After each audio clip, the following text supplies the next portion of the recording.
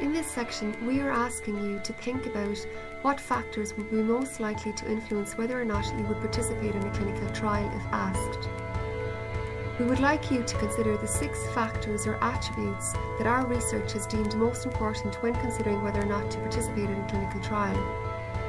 These attributes will be presented to you in a choice card like this one, where we see the 6 attributes listed along the left column. We are now going to explain what these 6 attributes mean. The first is communication. This describes who communicates information about the trial to you. This information could be communicated to you by your GP or your practice nurse at your primary care centre, or the information could be communicated to you by the clinical trial team. The next attribute is the amount of knowledge that you were given about the clinical trial. This could be either standard knowledge of what is involved in the trial, for example, time commitment and location of the trial, or it could be standard knowledge plus knowledge regarding the experience, qualifications and expertise of the trial team, plus knowledge on who is funding the trial. The next attribute is financial incentive, which describes whether or not you will receive payment as an incentive to participate in the clinical trial, and if so, this payment could vary from €20 to €200 as a one-off payment. The next attribute refers to whether or not you would obtain any benefit from participating in the clinical trial. Here there are 3 possible outcomes. The first is no benefit. This is that there is no chance that your participation in the clinical trial would lead to an improvement in your health. The evidence generated, however, from your participation in the trial may help improve the health of others. The second possible outcome here is moderate benefit.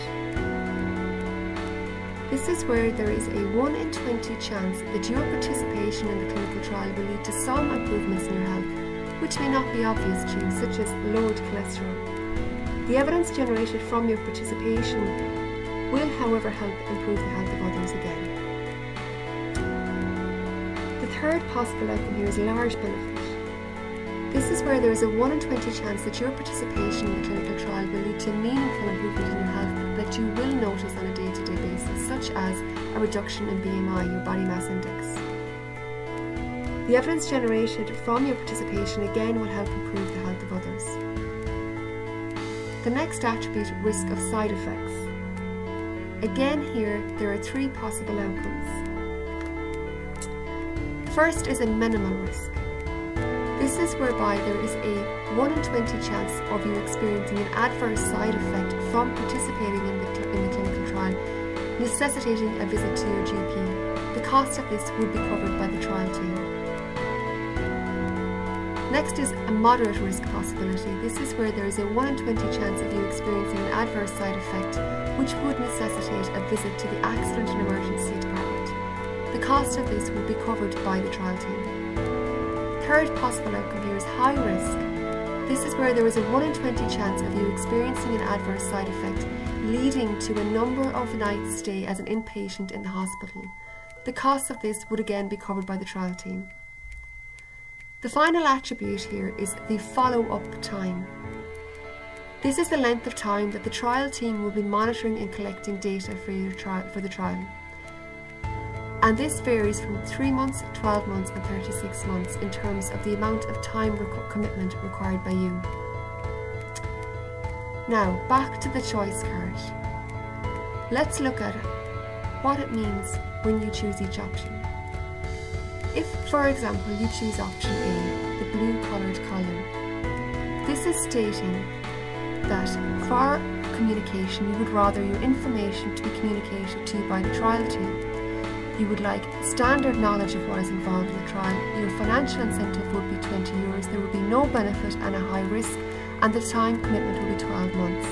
If you choose the orangey coloured option B, this means information will be communicated to you by your GP or practice nurse at your primary care centre. You would like standard knowledge plus knowledge around who's funding the trial, experience of the team and so on. Your financial incentive will be €150. There would be a large benefit and a low risk involved in this option, and the time commitment will be 3 months. If you choose option C, you're stating that neither of these options suit you and you would not choose neither option A or option B.